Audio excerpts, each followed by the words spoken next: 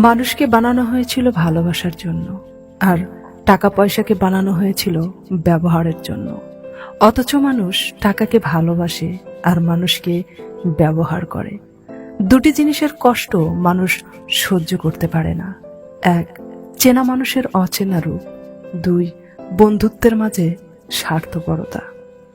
যাকে তুমি ভালোবাসো তার জন্য জীবন বিসর্জন দেওয়া সহজ, কিন্তু তার সঙ্গে সারা জীবন ঘর সংসার করাটা এতটা সহজ নয়।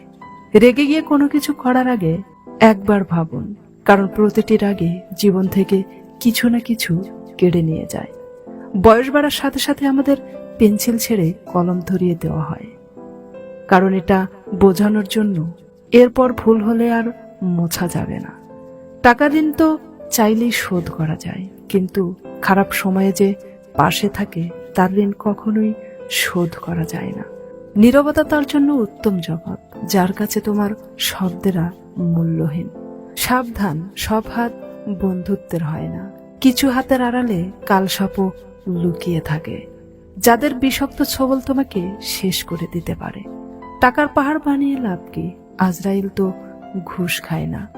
ভিক্ষুককে খালি হাতে ফিরিয়ে দিও না, কারণ এটা তোমার উপর আল্লাহর দয়া যে তিনি তার সৃষ্টিকে তোমার দুয়ারে পাঠিয়েছেন।